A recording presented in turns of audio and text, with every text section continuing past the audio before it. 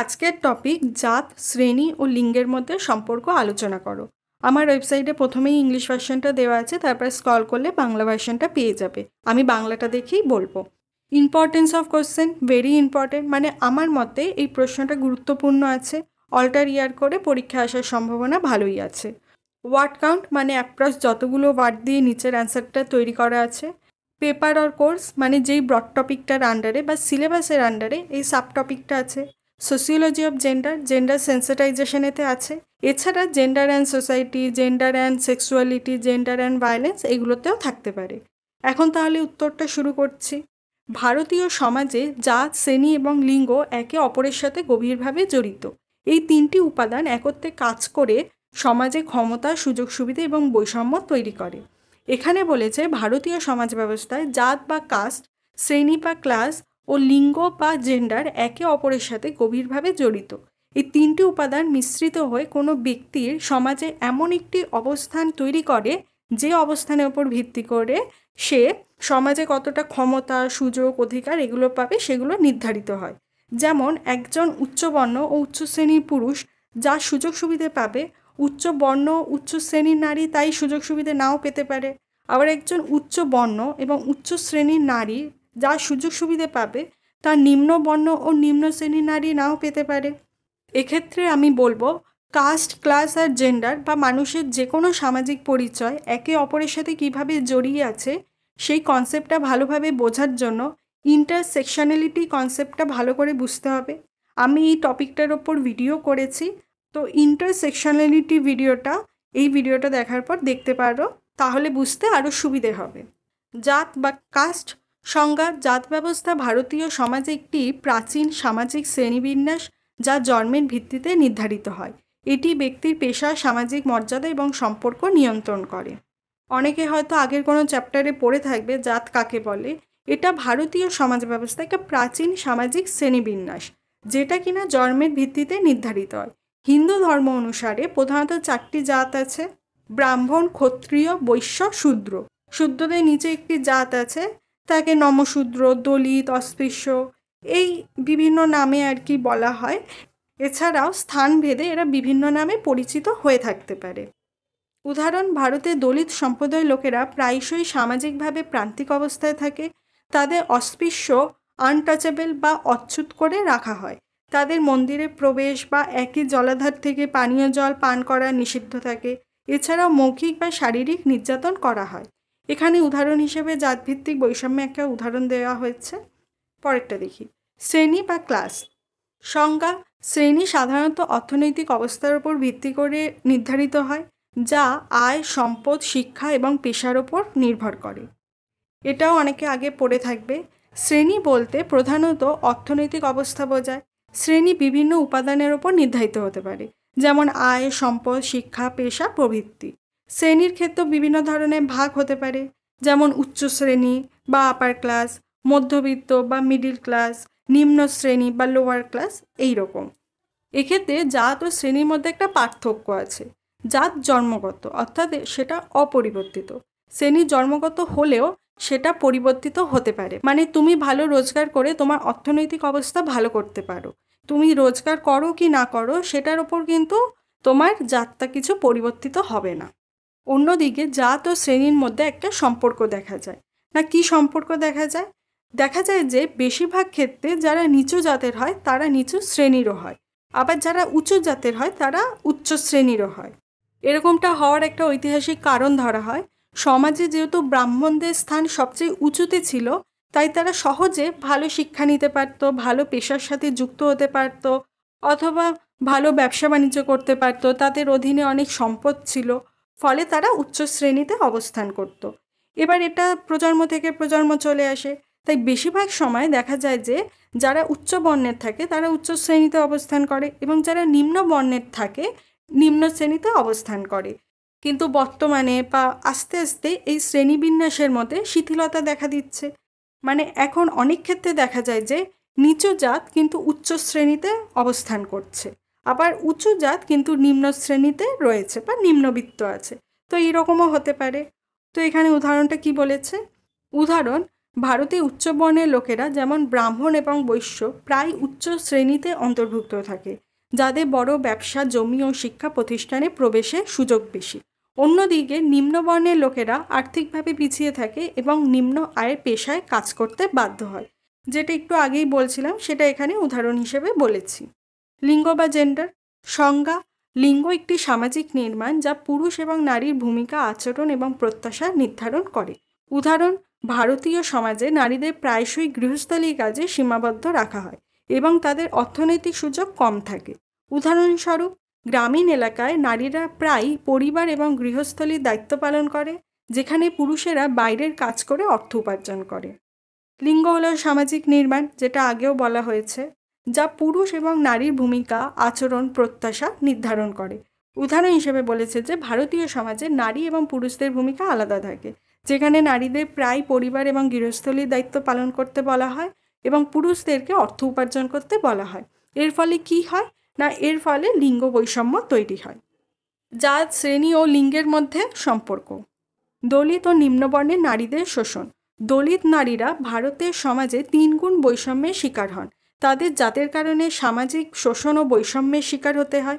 নিম্ন শ্রেণীর কারণে অর্থনৈতিক শোষণ ও বৈষম্যের শিকার হতে হয়। লিঙ্গের কারণেও লিঙ্গ বৈষম্য ও যৌন সহিংসতার শিকার হতে হয়।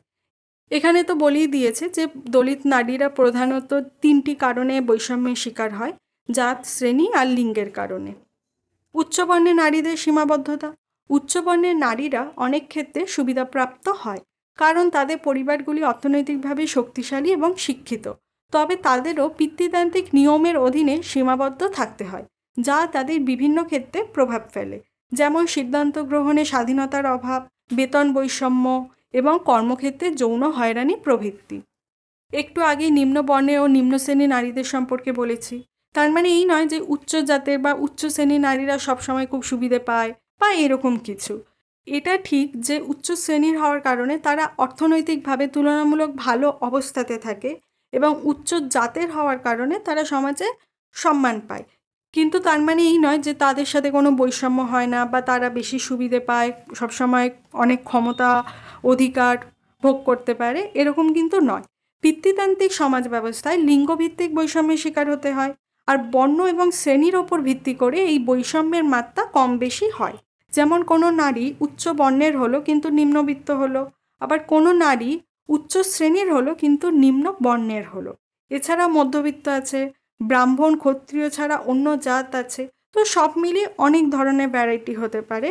তো এই বর্ণের ও শ্রেণীর নারীরা সাধারণত পিতৃতান্ত্রিক সমাজ ব্যবস্থায় সিদ্ধান্ত গ্রহণে স্বাধীনতা পায় না বা তাদের সিদ্ধান্তকে গুরুত্ব দেওয়া হয় না।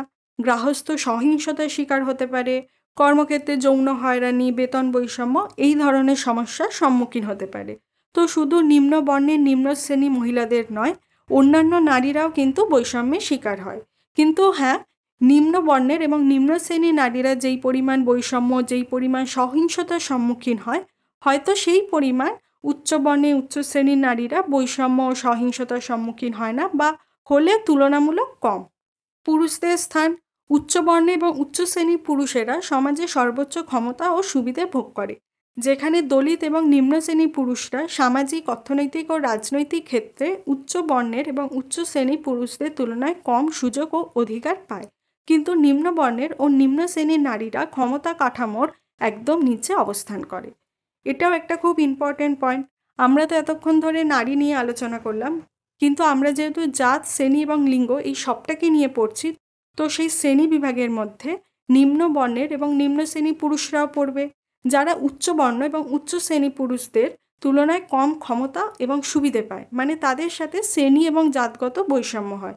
কিন্তু যদি লিঙ্গের দিক থেকে ধরা হয়, তাহলে নিম্ন বর্ণের এবং নিম্ন শ্রেণীর নারী ও পুরুষদের মধ্যে নারীদের অবস্থা একদম নিচে অবস্থান করে, তার ওপরে হয়তো পুরুষদের অবস্থান হয়। মানে এখানে কার অবস্থা কোথায় হবে সেটা খুব স্পেসিফিকভাবে বলা একটু কঠিন, কারণ অনেক কিছু ফ্যাক্টর কাজ করে একসাথে।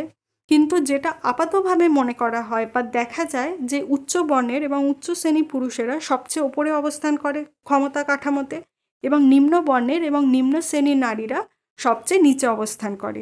মানে তারা এক প্রকারের সবচেয়ে বেশি ডিপ্রাইভড কমিউনিটি বলতে পারো। ভারতীয় সমাজে জাত শ্রেণী ও লিঙ্গের সম্পর্কের প্রভাব। নারীদের নির্যাতন। দলিত নারীরা জাত এবং লিঙ্গ উভয় বৈষম্যের শিকার। উদাহরণস্বরূপ দলিত নারীরা শারীরিক এবং যৌন সহিংসতার শিকার হন। উত্তরপ্রদেশের হাথরাস কাণ্ড জাত ও লিঙ্গের যৌথ বৈষম্যের উদাহরণ। অর্থনৈতিক বৈষম্য। শ্রেণী ও লিঙ্গ একসাথে কাজ করে অর্থনৈতিক বৈষম্য সৃষ্টি করে। উচ্চবর্ণের পুরুষেরা প্রায়শই অর্থনৈতিকভাবে শীর্ষে থাকে, যেখানে নিম্নবর্ণের এবং নিম্ন শ্রেণীর নারীরা সবচেয়ে বেশি প্রান্তিক অবস্থায় থাকে। কর্মসংস্থানের সীমাবদ্ধতা। নিম্নবর্ণের এবং নিম্ন শ্রেণীর নারীদের জন্য ভালো চাকরির সুযোগ প্রায়শই সীমিত থাকে। নিম্ন শ্রেণীর নারীরা যেমন দলিত ও উপজাতি প্রায়শই গৃহস্থলী কাজ, ম্যানুয়াল লেবার এবং কৃষি শ্রমিক হিসেবে কাজ করেন, যেখানে তারা কম মজুরি পান এবং কোনো আর্থসামাজিক সুরক্ষা ব্যবস্থা নেই। সামাজিক ক্ষমতার অসমতা। জাত, শ্রেণী ও লিঙ্গ একসাথে কাজ করে সামাজিক ক্ষমতার অসমতার সৃষ্টি করে। উচ্চবর্ণের এবং উচ্চ শ্রেণীর পুরুষেরা সমাজে সর্বোচ্চ ক্ষমতা ও সুবিধে ভোগ করে, যেখানে দলিত এবং নিম্ন শ্রেণীর নারীরা সর্বনিম্ন সামাজিক, অর্থনৈতিক ও রাজনৈতিক ক্ষমতা ও সুযোগ পায়। শিক্ষা ও স্বাস্থ্যের সীমাবদ্ধতা। নিম্ন বর্ণে এবং নিম্ন শ্রেণীর নারীদের জন্য শিক্ষার সুযোগ এবং ভালো স্বাস্থ্য পরিষেবার সুযোগ প্রায়শই সীমিত থাকে। এখানে আর বিস্তারিতভাবে কিছু বলার নেই, যথেষ্ট স্পষ্টভাবেই বলা আছে সব কিছু। উপসংহার। ভারতীয় সমাজে জাত, শ্রেণী ও লিঙ্গের মধ্যে একটি জটিল ও আন্তঃসম্পর্ক রয়েছে। এই সম্পর্কগুলি একে অপরকে প্রভাবিত করে এবং সমাজে ক্ষমতা, সুযোগ এবং বৈষম্যের একটি জটিল নেটওয়ার্ক তৈরি করে। এই বৈষম্যগুলি দূর করার জন্য সামাজিক সচেতনতা, শিক্ষার প্রসার এবং আইনগত সংস্কার প্রয়োজন, যাতে একটি সমান ও ন্যায়ভিত্তিক সমাজ গড়ে তোলা যায়। তো ভারতীয় সমাজে জাত, শ্রেণী ও লিঙ্গের ফলে যে বৈষম্য তৈরি হয় সেটা দূর করার জন্য সামাজিক সচেতনতা বৃদ্ধি করতে হবে ও আইনগত ব্যবস্থাকে আরও কঠোর করতে হবে, যাতে প্রত্যেকের জন্য একটা সমান সমাজ গড়ে ওঠে। আর সংবিধানে যেমন বলা আছে যে ধর্ম, লিঙ্গ, জাত, বর্ণ নির্বিশেষে সবাই সমান সুযোগ ও অধিকার পাবে, সেরকমটাও হবে। তো এই উত্তরটা এখানেই শেষ। এক্ষেত্রে আমি কিছু কথা বলবো। আমি এখানে জাত, শ্রেণী আর লিঙ্গের মধ্যে সম্পর্ক আলোচনা করেছি, কিন্তু পরীক্ষায় অনেক সময় শুধু জাত ও লিঙ্গের মধ্যে সম্পর্ক আলোচনা করতে বলে, আবার কিছু সময় শ্রেণী আর লিঙ্গের মধ্যে সম্পর্ক আলোচনা করতে বলে। তখন সেই অনুসারে উত্তরগুলো লিখতে হবে, মানে যখন যেরকম প্রশ্নেতে উল্লেখ থাকবে তখন সেই বিষয়গুলো নিয়ে বেশি আলোচনা করতে হবে। এছাড়া আরেকটাভাবে প্রশ্ন পরীক্ষায় আসতে দেখেছি, সেটা হলো জাতভিত্তিক সমাজে দলিত নারীর অবস্থা আলোচনা করো, বা নারীর প্রতি জাতভিত্তিক অত্যাচারের ওপর একটি টিকা লেখো, বা নারীর প্রতি জাতভিত্তিক সহিংসতা সম্পর্কে আলোচনা করো। যখন প্রশ্নটা এইভাবে আসবে তখন কিন্তু সরাসরি প্রশ্নে জিজ্ঞাসা করছে যে জাতভিত্তিক অত্যাচার বা সহিংসতা বা দলিত নারীর অবস্থা আলোচনা করো। মানে আমার মতে তখন জাত আর লিঙ্গের মধ্যে সম্পর্ক নিয়ে সেভাবে গুরুত্ব আরোপ করার বদলে জাত ও লিঙ্গ এগুলোর ফলে কী ধরনের বৈষম্য দেখা যায় বা এর প্রভাব কি হয় সেটার ওপর বেশি গুরুত্ব আরোপ করলে ভালো হয়, বা সেটাই করতে বলেছে। তো সেই জন্য তুমি প্রশ্নটাকে ভালো করে পড়ে সেই অনুসারে উত্তর লিখবে। এছাড়া উত্তরের সাথে কেন এই ধরনের বৈষম্য দেখা যায়, তারপরে এই ধরনের বৈষম্য প্রতিরোধ করার জন্য কি করণীয়, এগুলো যুক্ত করতে পারো। এখন এই উত্তরটা কোথায় আর কিভাবে পাবে সেটা আমি এটার পরের একটা ভিডিও ক্লিপে বলেছি, সেটা শেষ অবধি দেখো, তাহলে সব বুঝতে পারবে। আমি কিছু ইম্পর্টেন্ট কথা বলবো, তাই ভিডিওটা স্কিপ না করে লাস্ট অবধি দেখো। তুমি এই ভিডিওতে দেখানো উত্তরটা কোথায় আর কিভাবে পাবে, আমি এখন যে উত্তরটা দেখালাম সেটা তুমি আমার ওয়েবসাইটে পেয়ে যাবে। ওয়েবসাইটে অনেক কোশ্চেন অ্যান্সার অলরেডি পোস্ট করা আছে, তাই তুমি সরাসরি সার্চ বারে গিয়ে সার্চ করে নিতে পারো যেই টপিকটা তোমার লাগবে। কয়েকটা কিওয়ার্ড দিলেই চলে আসবে। এই ওয়েবসাইটের লিঙ্ক আমার চ্যানেলে গিয়ে অ্যাবাউট সেকশনে পেয়ে যাবে, অথবা গুগলে সার্চ করলেও আশা করছি পেয়ে যাবে। লিজি বাঙালি স্টুডেন্ট বলে সার্চ করতে হবে, অন্য কিছু নয়। আসলে আমার ওয়েবসাইট, ইউটিউব চ্যানেল দুটোই নতুন, তাই জানি না সার্চ রেজাল্টে ওয়েবসাইট আসবে কি না। আর ইউটিউবের ডেসক্রিপশন বক্সে তো লিঙ্ক শেয়ার করাই যাচ্ছে না। আমি যেই লেখাটা বা উত্তরটা দেখালাম সেটা কি যথেষ্ট? বেশিরভাগ প্রশ্নের ক্ষেত্রে আমি যেই উত্তরটা দেখাই সেটা মেন পয়েন্টগুলোকে কভার করার চেষ্টা করি। এটা কোনো ব্রড কোশ্চেনের জন্য, মানে 10 or 15 মার্কস কোশ্চেনের জন্য অ্যান্সার হিসেবে যথেষ্ট নয়। তাই তুমি যদি চাও এই মেন পয়েন্টগুলোকে এক্সটেন্ড করে ব্রড কোশ্চেনে অ্যান্সার নিজে তৈরি করে নিতে পারো। এছাড়া আরেকটা উপায় তুমি করতে পারো, তুমি এই কোশ্চেন বা যে কোনো সোসিওলজি কোশ্চেনের জন্য আমার পেড ভার্সন নিতে পারো। এক্ষেত্রে আমি একটা ছোট্ট কথা বলে রাখি, কখনো সখনো ভিডিও রেকর্ডিং রেকর্ডিং করার পর আমার উত্তরে কিছু চেঞ্জেস করার কথা মনে হলো, সেগুলো আমি ওয়েবসাইটে করে আসি, ভিডিওতে আর করতে পারি না। এবার বলি পেড ভার্সন কেন নেবে, বেনিফিট কি। তুমি পেড ভার্সনে প্রিমিয়াম কন্টেন্ট পাবে, মানে বেশি এবং বেটার কন্টেন্ট পাবে। প্রতিটা কোশ্চেনে একটা স্ট্যান্ডার্ড অ্যান্সার পাবে, যেটা তুমি পড়ে এক্সামে লিখতে পারলে একটা ভালো মার্কস এক্সপেক্ট করতে পারো। আর এখন তো 4 ইয়ার্স অনার্স কোর্সের জন্য 75%-এর ওপর মার্কস দরকার, শুধু অনার্সের জন্য নয়। 3 ইয়ার্সের মাল্টি ডিসিপ্লিনারি কোর্সের জন্য ভালো মার্কস দরকার। তাই তুমি পাস পড়ো বা অনার্স, এই পেড ভার্সনটা একবার নিয়ে দেখতে পারো কীরকম কন্টেন্ট আছে। এছাড়া পেড ভার্সনের অন্যতম একটা মেন ফিচার্স, ইংলিশ বাংলা দুটো ভাষাতেই কন্টেন্ট পাবে। সব না হলে ম্যাক্সিমাম কন্টেন্ট তাই পাবে, কিছু কন্টেন্ট হয়তো শুধু ইংলিশ বা বাংলায় আছে। কোশ্চেনে অ্যান্সারের জন্য আমি ভিজুয়াল এলিমেন্ট মানে ফ্লো চার্ট, টেবিল, ডায়াগ্রাম ব্যবহার করেছি, মানে যেই কোশ্চেনের ক্ষেত্রে ব্যবহার করা যায় আর কি, যেটা ইউজফুল আর হেল্পফুল হবে তোমার জন্য।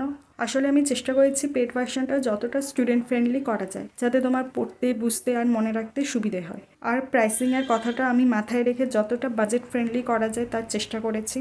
শেষে টেস্টিমোনিয়াল হিসেবে বলতে পারি, আমি নিজেও এই অ্যান্সার করে 75%-এর ওপর পেয়েছি। ইনফ্যাক্ট আমি নিজের সময় এত এফর্ট দিয়ে নোট বানাইনি যতটা এফর্ট দিয়েছি এখন, কারণ আমি চেয়েছি তোমাকে যতটা ভালো কন্টেন্ট বা নোট প্রোভাইড করা যায়। এবার পেড ভার্সন কিনবে কী করে সেটা আমি এখানে আর বলছি না, কারণ সবাই তো কিনবে না। যদি কেউ ইন্টারেস্টেড থাকো তাহলে ওপরের ডান দিকে আই বাটনে ডেডিকেটেড একটা ভিডিও করেছি, সেটা দেখে নিতে পারো। কী কী পোস্ট বা কন্টেন্ট আছে ওয়েবসাইটে সেটা দেখার জন্য তোমাকে লিস্ট অফ পোস্টে ক্লিক করতে হবে। এই পেজে এসে তোমাকে একটু ওয়েট করতে হতে পারে, কারণ এখানে একটা ভারী ফাইল লোড হবে। এখানে তুমি পোস্ট লিস্ট চেক করতে পারবে, যার কোনো একটাতে ক্লিক করলে তুমি সমস্ত ইনফরমেশন পেয়ে যাবে, যেমন সেটা কোন ভার্সনে অ্যাভেলেবেল আছে, পেড ভার্সন নাকি ফ্রি ভার্সনে, আর কোন মিডিয়ামে আছে, মানে শুধু ইংলিশ ল্যাঙ্গুয়েজে নাকি বাংলা, নাকি ইংলিশ বাংলা দুটো ল্যাঙ্গুয়েজেই কন্টেন্টটা অ্যাভেলেবেল। যেগুলোর ক্ষেত্রে দুটো ল্যাঙ্গুয়েজে দেওয়া থাকবে সেগুলোর ক্ষেত্রে দুটো ল্যাঙ্গুয়েজই কিন্তু ফলো করবে। এছাড়া তুমি চাইলে আমার সাথে ফেসবুক আর হোয়াটসঅ্যাপে যুক্ত হতে পারো, লিঙ্ক সেই চ্যানেলের অ্যাবাউট সেকশনেই আছে। যদি তুমি হোয়াটসঅ্যাপে জয়েন হও তাহলে সেখানে পোল দেওয়া আছে, সেটা তুমি একটু অ্যাটেন্ড করো। শেষে বলবো, তোমার যদি কোনো ডাউটস থাকে বা কোনো সাজেশন থাকে তাহলে কমেন্ট করো। ভিডিওটা ভালো লাগলে লাইক করো, বন্ধুদের সাথে শেয়ার করো, আর চ্যানেলটাকে সাবস্ক্রাইব করে রাখতে পারো সোশিওলজি রিলেটেড কন্টেন্টের জন্য। আর কেউ যদি সত্যি ভিডিওটা এই অবধি দেখে থাকো তাহলে অসংখ্য ধন্যবাদ সঙ্গে থাকার জন্য।